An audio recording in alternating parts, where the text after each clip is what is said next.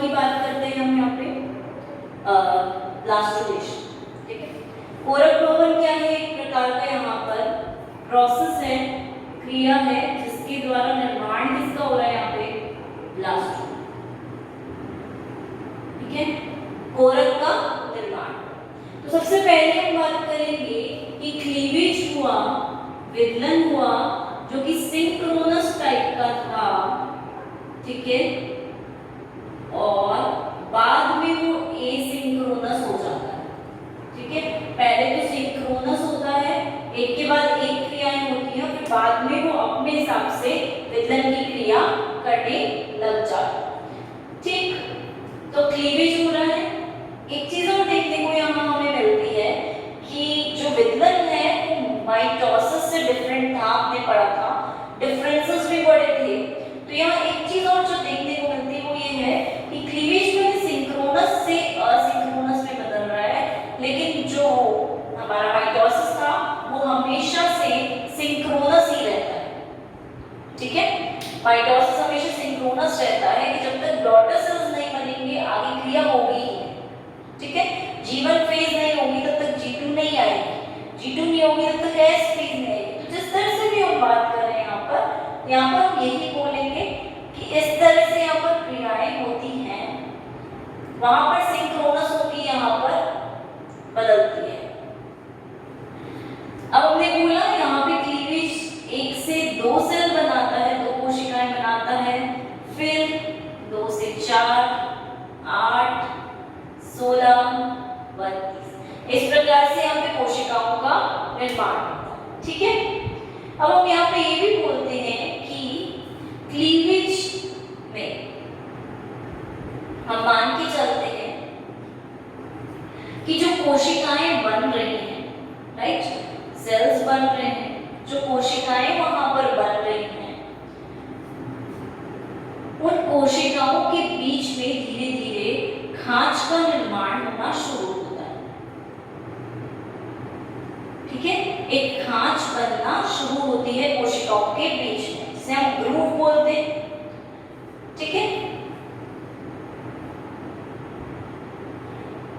तो ये जो ग्रूव है ये बनेगी धीरे धीरे, तो उस ग्रूव के कारण धीरे धीरे क्या होगा, वो ग्रूव और गहरी होती जाएगी, और उस ग्रूव के गहरे होने के कारण वहां पर ब्लास्टोसील बीच में एक गड्ढे जैसी आकृति संरचना देखने को मिलेगी, जिसे हमने बोला है ब्लास्टोम। और ये कोशिकाएं आपस में एक दूसरे से जुड़ी भी रहती है, ठीक है। ऐसा नहीं कि बीच में इनकी गैप है, कोशिकाओं में बहुत प्रॉपर तरीके से क्लीवेज विदलन क्रिया हो रही, ठीक। अब क्योंकि क्लीवेज हो रहा है, कोशिकाएं बन रही हैं, तो सबसे पहले निर्माण किसका होगा? मॉड्यूला। और हमें सीलेंट्रेट्स में, सीलेंट्रेटा जो मेंबर है उसके अंदर ये देखने को मिलता है कि मॉड्यूला के बीच में कोई खाली स्पेस, खाली जगह होती ही नहीं, ठीक है। ये एकदम शहतूत के जैसे उपस्थित रहता है, ठीक है, शहतूत की तरह उपस्थित रहता है। एक चीज और जो देखने को मिलती है कि ब्लास्टोला में जो कोशिकाएं बन रही हैं पहले कैसी होती हैं? गोल होती हैं, सर्कुलर होती है, वृत्ताकार होती है। बाद में क्या होता है कि इनको कोई सतह नहीं लगती, इनको आकार नहीं मिल पाता, और ये धीरे धीरे और ज्यादा कोशिकाएं बनाती हैं, तो भार पड़ता है, वहां पर वेट पड़ता है, और उस वेट के कारण, उस भार के कारण ये क्या होता है कि ये सर्कुलर से ओवल शेप्ड हो जाती हैं, पिचक जाती हैं, थोड़ी सी पतली हो जाती है, ठीक है।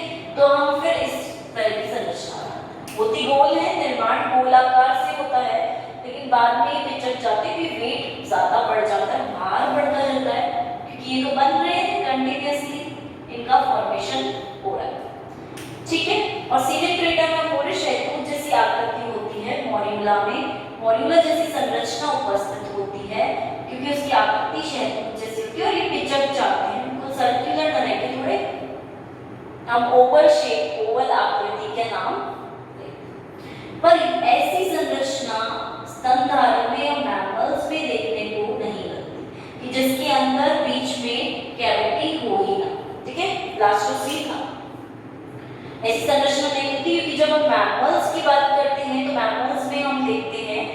वहां पर स्टार्टिंग से जहां पर क्लीवेज शुरू हुआ है, विभेदन शुरू हुआ है, वहां पे स्टार्टिंग से ही वहां पर क्या हो रहा है, एक बीच में गुहा उपस्थित रहती ही रहती है।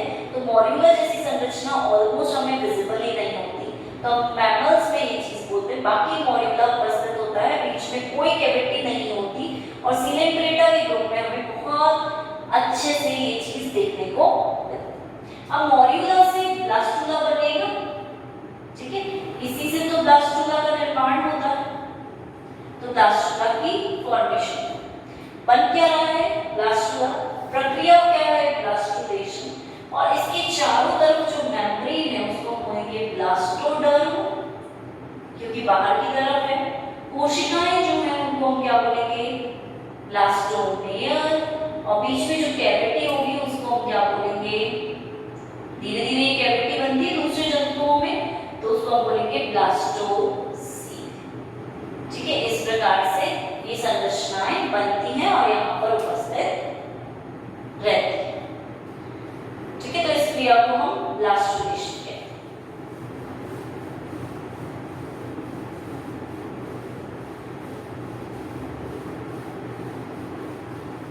अब हम बात करते हैं ब्लास्टुला की, ठीक है, कोरक की। इसकी बात करेंगे तो हम बात करते हैं यहाँ पर इस प्रकार से कोशिकाएं विभेदित हो जाती है। ठीक है, वही चीज है, क्या क्या उपस्थित है सब पता है हमें। बीच में क्या है, ब्लास्टोसील, और इस ब्लास्टोसील में मान के चलते हैं कि कोई फ्लूइड जैसा सब्सटेंस उपस्थित रह सकता है, पदार्थ उपस्थित रह सकता है। इसके अंदर ही यहाँ पर म्यूकोपॉलीसेकेराइड्स भी उपस्थित रहते हैं, जिसका मतलब हुआ कि यहाँ पर कार्बोहाइड्रेट्स भी देखने को मिल रहे हैं। ठीक है, कार्बोहाइड्रेट्स की उपस्थिति भी, प्रेजेंस भी यहाँ देखने को मिलती है। तो ये ब्लास्टुला है। अब हम ब्लास्टुला के आधार पर इसे डिफरेंट टाइप्स ऑफ ब्लास्टुला में डिवाइड करते हैं। तो हम बोल रहे हैं टाइप्स ऑफ ब्लास्टुला,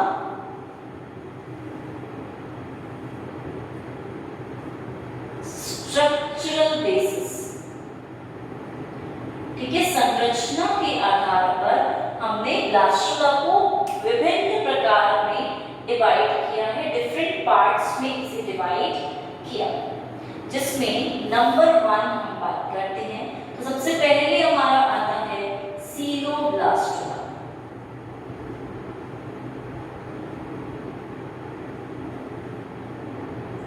इसके नाम से ही हमें पता चल जाएगा कि इसमें क्या उपस्थित रहता है।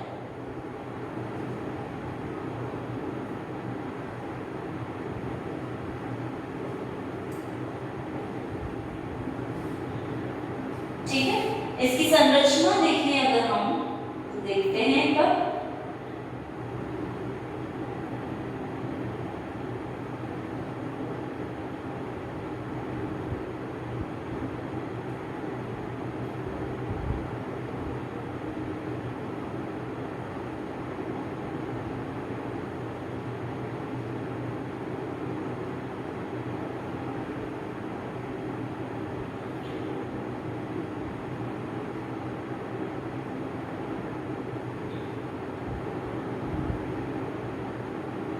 स्ट्रक्चर के आधार पर, संरचना के आधार पर हम विभिन्न प्रकार के ब्लास्टुला का अलग अलग जंतुओं में डेवलपमेंट देखते हैं। ठीक है, तो इस तरह की कुछ संरचना हमें देखने को मिलेगी।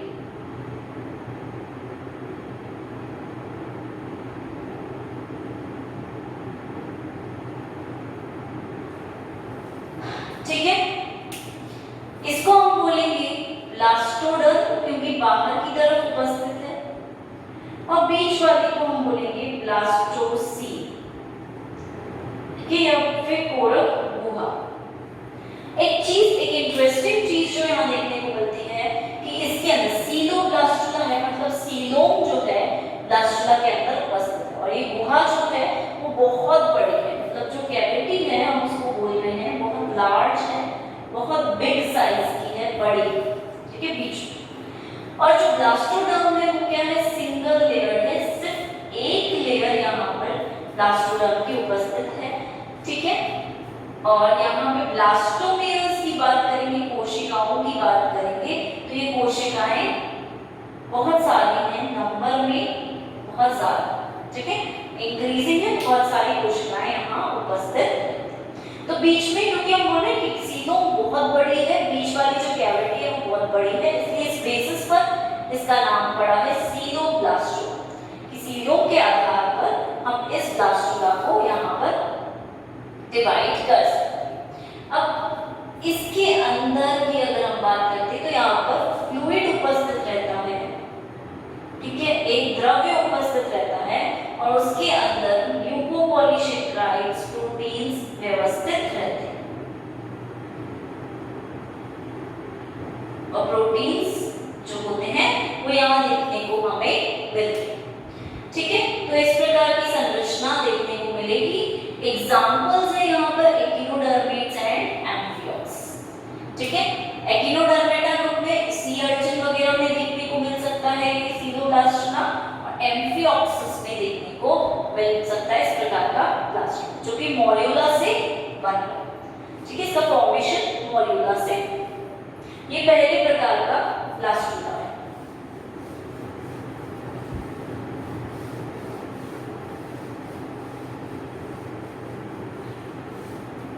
दूसरे की बात करेंगे हम, दूसरे प्रकार का होता है एम्फीब्लास्टोमा, या फिर उसको हम उभयकोरक भी बोलते हैं। एम्फी मतलब अभी देखिए क्या होता है, ठीक है, उभयकोरक। अगर हम एग्जाम्पल्स की बात करेंगे यहाँ पर, तो यहाँ पर भी अलग अलग एग्जाम्पल देखने को मिल सकते हैं।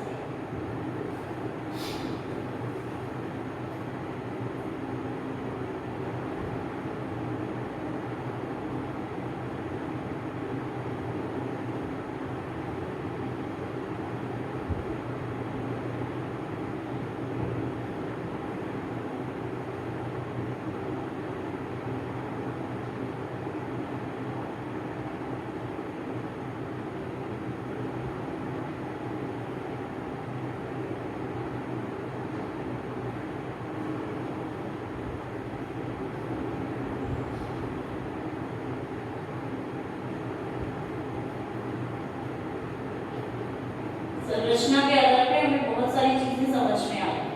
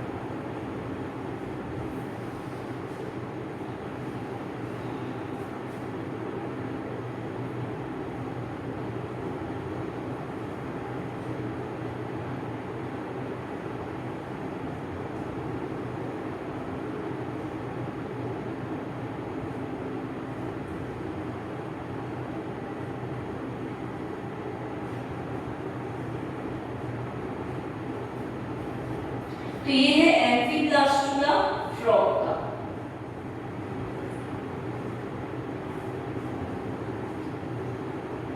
ठीक है। अब फ्रॉग का आप यहाँ पे देख लेते हैं किस प्रकार होता है।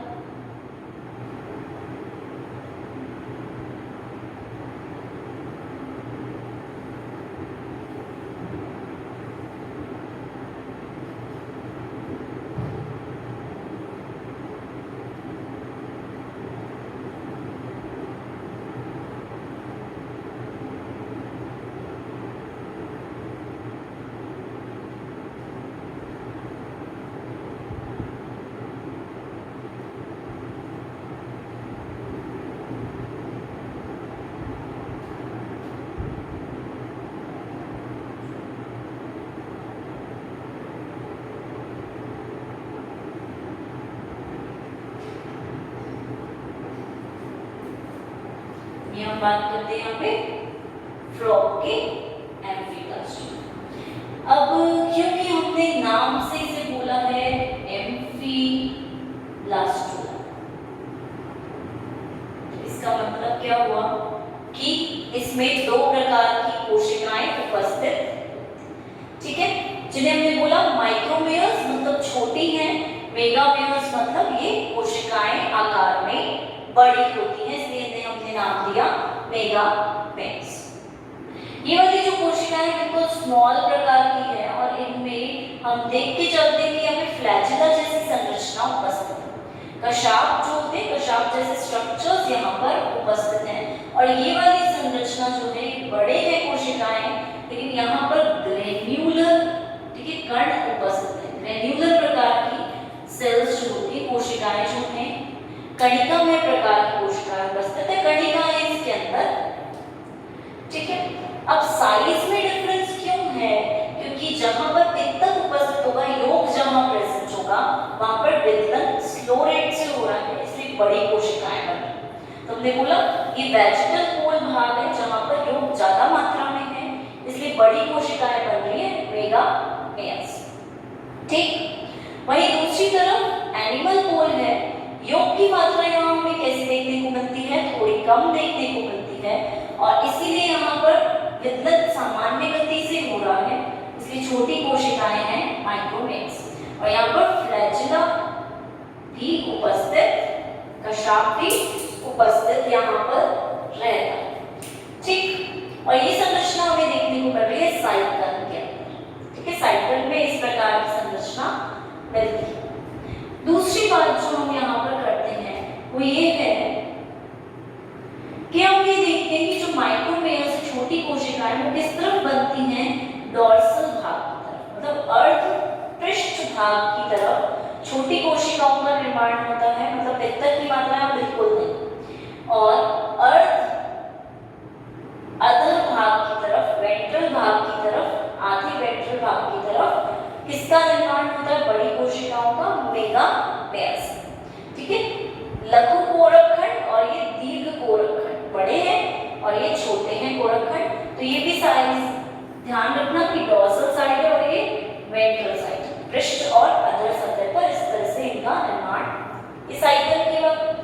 अब हम बात करते हैं एम्फीब्लास्टुला, फ्रॉग में भी देखा जाता है, और यहाँ पे भी दो प्रकार की कोशिकाएं देखने को मिलती है, ठीक है, वही माइक्रोमेयर्स और मेगामेयर्स। लघु दीर्घ, लघु और ये दीर्घ कोरक खंड, ठीक है। तो इनको हम ब्लास्टोमेयर कहते हैं, और बाहर की जो लेयर होगी वो क्या कहलाएगी? ब्लास्टोडर्म, ठीक है। और यहाँ पर एक चीज जो देखने को मिलती है कि ये जो ब्लास्टोडर्म है ये मल्टी लेयर है, एक लेयर नहीं है, सिंगल लेयर नहीं है, यहाँ पर बहुत सारी मेनी लेयर्स उपस्थित है, तो उसको हम बोलेंगे मल्टी लेयर, ठीक है। बहुत सारी लेयर्स यहाँ पर उपस्थित रहेंगी ब्लास्टोडर्म की, सिंगल लेयर नहीं होगी, और बीच में जो कैविटी उपस्थित होगी उसको ब्लास्टोसील बोलेंगे। तो फ्रॉग में भी, मेंढक में भी इस प्रकार की संरचना यहाँ देखने को मिल जाती है। और ये दोनों क्यों अलग अलग प्रकार की सेल्स बनी हमें पता है, पित्तक की मात्रा के कारण जो कोशिकाएं हैं उनकी साइज में डिफरेंस है, अंतर है यहाँ पर, और बड़ी और छोटी प्रकार की कोशिकाएं देखने को मिलती है। तो ये हुआ एम्फीब्लास्टुला।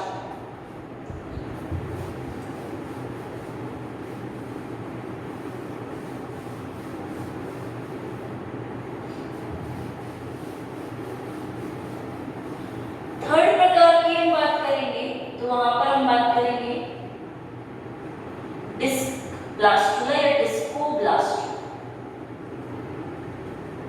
ठीक है, जो हमें रेप्टाइल्स, एवीज में देखने को आसानी से मिल सकते हैं। अब इसके अंदर हम क्या बात करेंगे? नीचे की तरफ, क्योंकि ये इस तरह से संरचना है, तो नीचे पूरा क्या उपस्थित है? योग उपस्थित है, पित्तक उपस्थित है, इसलिए ऊपर सिर्फ साइटोप्लाज्म है, तो यहीं पे ही कोशिका में विभेदन होगा, क्लीवेज वितरण यहीं पे देखने को मिलेगा। सिर्फ इतना सा भाग हम यहाँ पर बना। एक और चीज जो इंटरेस्टिंग सी यहाँ है वो हम ये देखते हैं कि डिस्कोब्लास्टुला बोला है, मतलब डिस्क की शेप में कोरक का निर्माण होता है। तो जब हम इसकी संरचना बनाते हैं तो हम क्या देखते हैं, देखिए आप,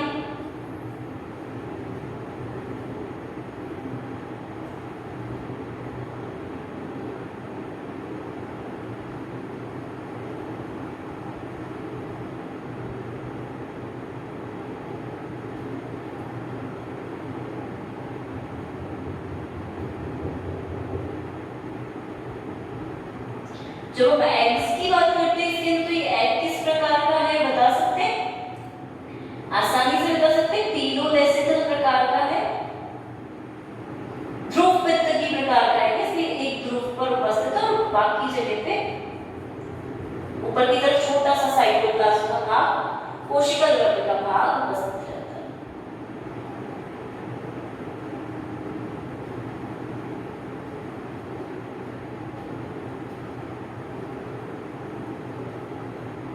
ठीक है, इस प्रकार से यहाँ संरचना रहती है, इसको हम बोलते हैं एपीब्लास्ट।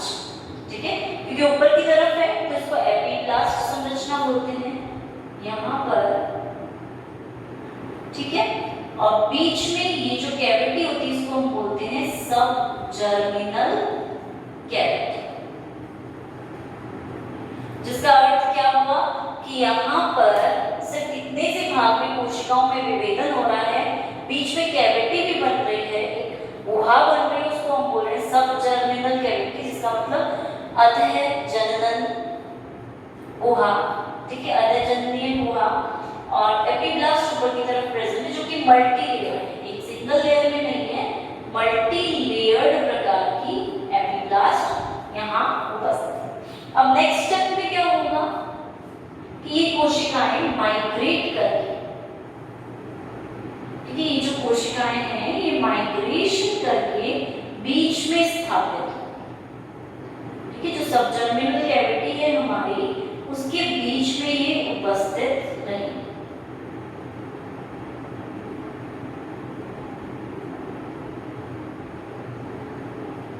ठीक है, इस प्रकार से यहाँ संरचना देखने को मिल जाती है हमें।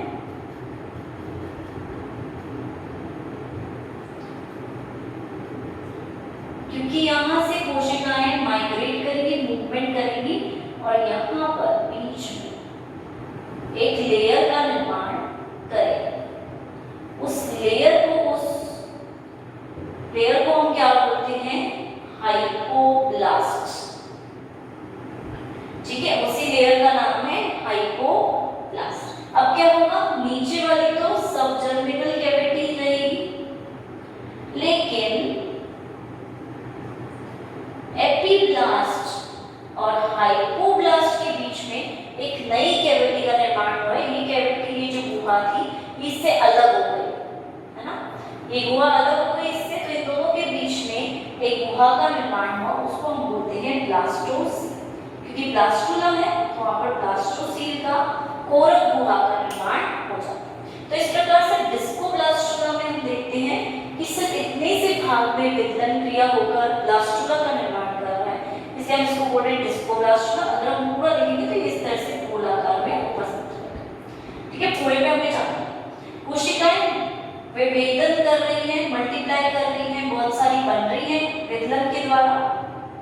अब क्या होगा, यहाँ से कोशिकाएं माइग्रेट करके बीच में आएंगी, बीच में आके हाइपोब्लास्ट बनेंगी, ऊपर वाली एपीब्लास्ट थी, सबजर्मिनल कैविटी नीचे वाली थी, और यहाँ पर ब्लास्टोसील का निर्माण करेंगे।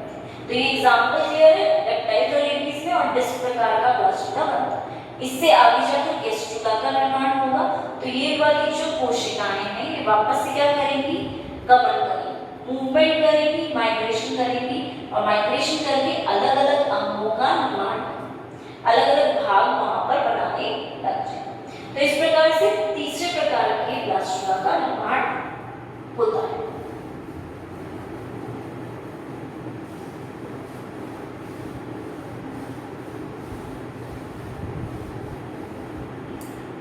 फोर्थ की बात करते हैं हम, ब्लास्टोसिस्ट।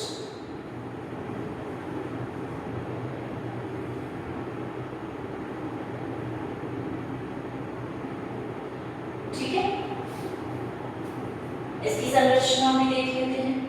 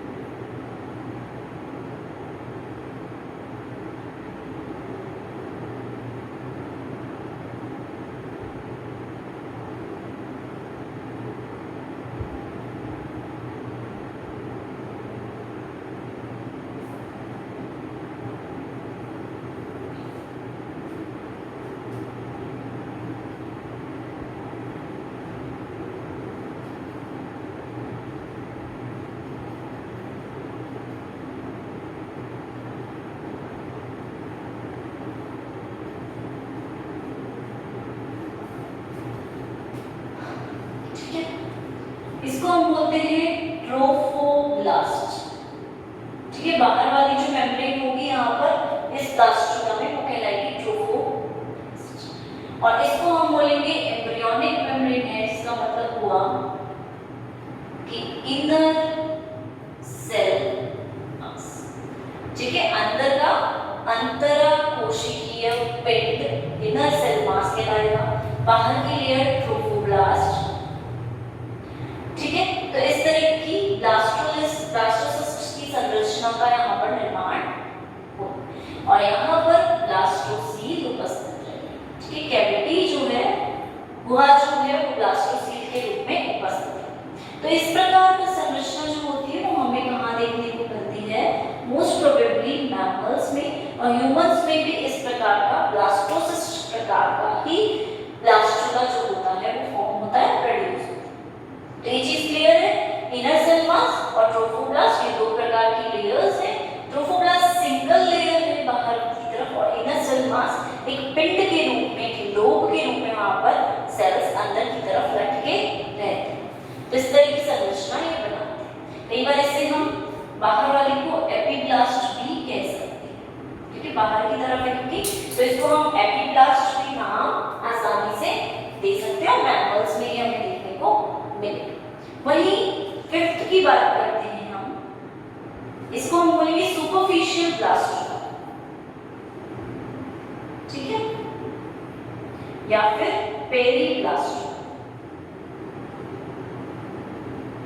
दो नाम इसके होते हैं, सुपरफिशियल या फिर पेरीब्लास्टुला।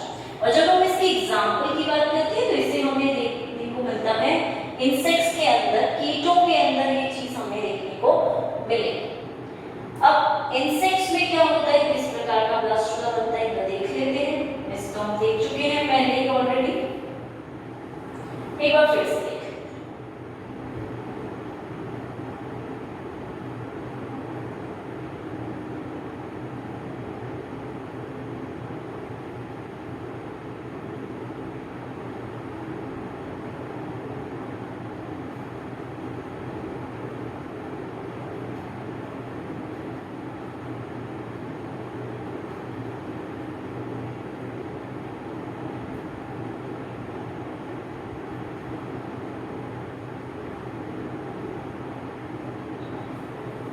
ठीक है, इस प्रकार देखने को मिलती है संरचना। और यहाँ पर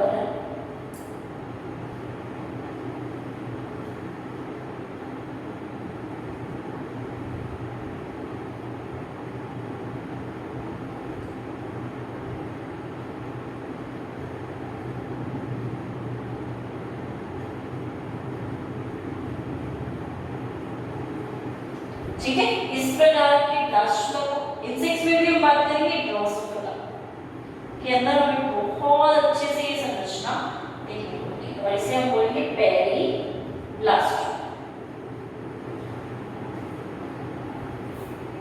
अब इसको पेरिब्लास्टुला क्यों बोल रहे हैं? क्योंकि ये जो बाहर की तरफ ब्लास्टोडर्म उपस्थित है, ठीक है, ये बाहर की तरफ सिर्फ परिधि की तरफ है, सिर्फ पेरिफेरल साइड की तरफ है जहां पर साइटोप्लाज्म उपस्थित है, ठीक है, इसलिए हमने इसे नाम दिया है पेरिब्लास्टुला।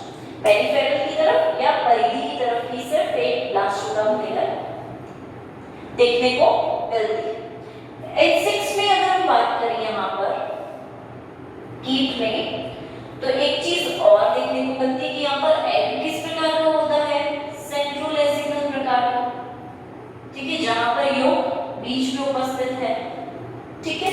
तो यहाँ पर जो न्यूक्लियस बनाए हमने अलग अलग प्रकार के, न्यूक्लियस का डिविजन हो रहा था क्योंकि यहाँ पर, ठीक है, इसलिए हम इसको सिंसिशियल ब्लास्टुला भी कह सकते हैं, ठीक है, कि यहाँ पर न्यूक्लियस का विभेदन हो रहा था, बीच में डिवीजन हो रहा था, क्लीवेज हो रहा था, विदलन हो रहा था।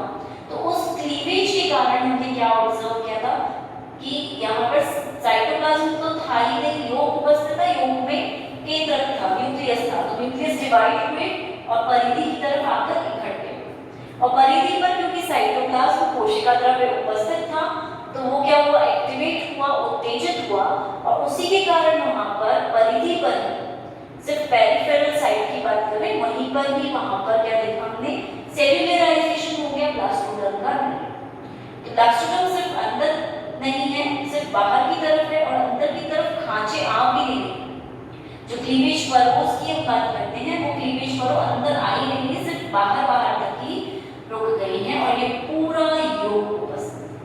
तो इसके कारण से हम यहाँ पे ये भी बोलते हैं कि खांच अंदर की तरफ प्रवेश ही नहीं कर पा रही, ठीक है, फरोज अंदर एंटर ही नहीं कर पा रही, इसलिए यहाँ पर ब्लास्टोसील जो होती है, जो गुहा होती है, वो बिल्कुल ही अनुपस्थित होती है, एब्सेंट रहती है, ठीक है, यहाँ पे गुहा उपस्थित ही नहीं रहती, और इसी कारण से हम बोलते हैं कि योग यहाँ पर बीच में क्योंकि उपस्थित है तो गुहा एब्सेंट रहेगी, क्योंकि ये एग्स कैसे है? सेंट्रोलेसिकल प्रकार के, और सिंगल लेयर की ब्लास्टुला, ठीक है। एग का आकार जो है वो भी गोल नहीं है, ओवल शेप आकार यहाँ पर देखने को, कुछ बेलन आकार जैसा, सिलेंड्रिकल शेप जैसा। तो ये हुआ सुपरफिशियल।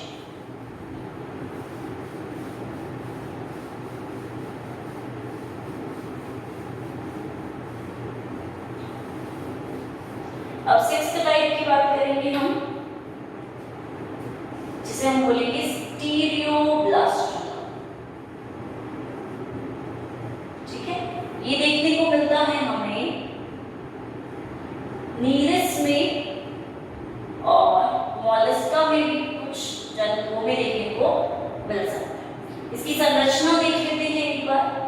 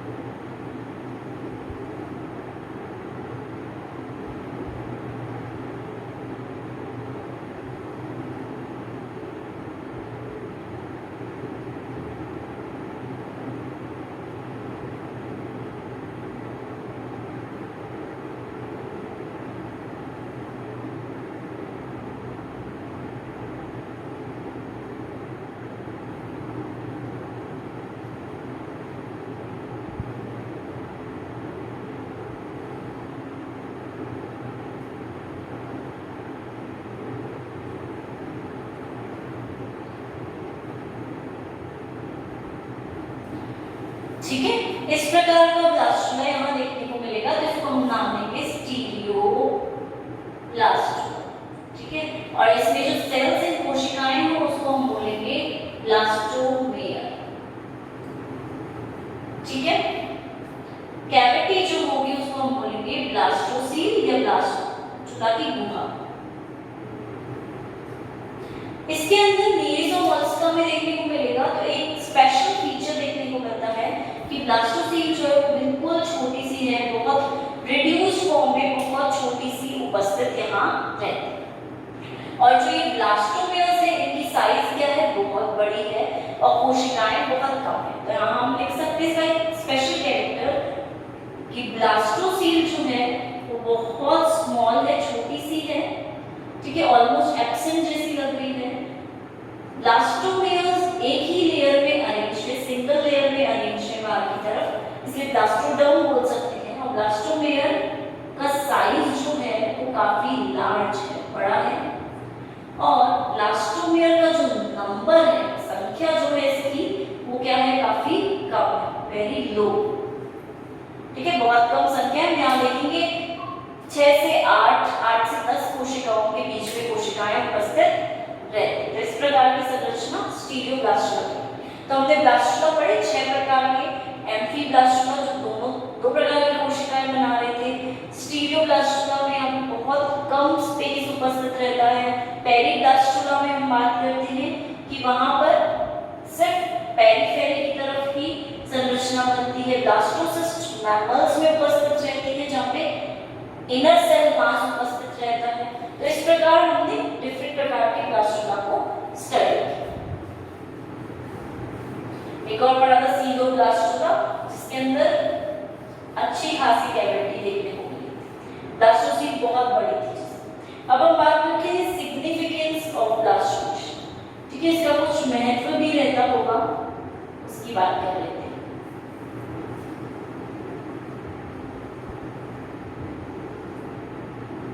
ब्लास्टोनेशन क्रिया का क्या महत्व यहाँ पर रहेगा। सबसे पहले बात करेंगे,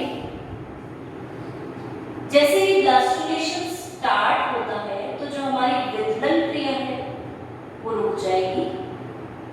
इसका मतलब हम कह सकते हैं कि विदलन की क्रिया को ब्लास्टोनेशन की क्रिया, ठीक है, ब्लास्टोनेशन की क्रिया समाप्त होते होते विदलन की क्रिया बिल्कुल रुक जाएगी। तो ये रोक रहा है, जैसे ही गैस्ट्रुलेशन में प्रवेश करेगा विदलन वहां बिल्कुल नहीं, ठीक है, तो विदलन की क्रिया को रोक रहा है वहां पे। ब्लास्टोनेशन के कारण यहाँ पे ब्लास्टोसील का निर्माण होता है और इसी के साथ यहाँ पर हम बात करेंगे ब्लास्टुला का भी निर्माण, ठीक है, ब्लास्टुला का निर्माण। तीसरी हम बात करेंगे कि इसके बाद अगर ये नहीं बनेगा तो नेक्स्ट स्टेज नहीं आएगी, इसलिए इसके बाद गैस्ट्रुलेशन की क्रिया होती है और गैस्ट्रुलेशन की क्रिया में गैस्ट्रुला का निर्माण, ठीक है। तो ये एक तरह से हम बोल सकते हैं कनेक्टिंग लिंक है किसके बीच का, ठीक है, दो संरचनाओं के बीच का कनेक्टिंग लिंक है जिसे हम बोलते हैं मॉड्यूला एंड गैस्ट्रुला। इन दोनों के बीच में ये उपस्थित। अब एक और चीज हमने बोली कि यहाँ पे गुहा उपस्थित होती है, कैविटी उपस्थित होती है। तो ये जो ब्लास्टोसील है, गुहा है, ये जब गैस्ट्रुलेशन में प्रवेश करता है, ब्लास्टुला गैस्ट्रुलेशन में एंटर करता है, तो उस समय पर ये गुहा, क्योंकि सेल्स में मूवमेंट होता है, सेल्स माइग्रेट करते हैं गैस्ट्रुलेशन में, ठीक है, तभी तो आगे जाकर विभिन्न संरचनाएं बन पाती, ठीक है। माइग्रेशन होता है तभी तो 3 लेयर्स बनती है गैस्ट्रुला में, हमने पढ़ा था एक्टोडर्म, मेसोडर्म, एंडोडर्म, ठीक है। तो उनके फॉर्मेशन के लिए यहाँ पे मूवमेंट भी होता है और उस मूवमेंट के लिए ब्लास्टोसील या कोरा गुहा जो है वो जगह प्रदान करती है। अगर ये नहीं होगी तो सॉलिड रहेंगे तो उनमें मूवमेंट आसानी से हो ही नहीं पाएगा, इसलिए यहाँ पर जगह प्रदान करने, एक स्पेस प्रोवाइड करने उनको मूवमेंट के, ठीक है। दूसरी बात हम ये करते हैं कि ब्लास्टोमेयर्स जो इसमें बनते हैं, ब्लास्टोमेयर कोशिकाएं जो बनती हैं, ब्लास्टोलेशन खत्म होते होते, ठीक है, ये जो ब्लास्टुला बन रहा है पूरी क्रिया खत्म होते होते इन कोशिकाओं में डिफरेंशिएशन आ जाता है, मींस इनमें विभेदन हो जाता है और इनकी एक स्पेसिफिक फेट निश्चित हो जाती है, वो भविष्य में आगे जाकर कौन सी कोशिका बनाती है। तो एक तरह से डिफरेंशिएशन यहाँ स्टार्ट हो जाता है और ये फिर उस हिसाब से मूवमेंट करते हैं कि इन्हें बाहर की लेयर बनानी है, अंदर की लेयर बनानी है, बीच का स्तर बनाना है, उस हिसाब से फिर ये मूवमेंट करते हैं। तो ये क्लियर है सिग्निफिकेंस कि इस तरह से ब्लास्टोलेशन के महत्व रहते हैं हमारे जब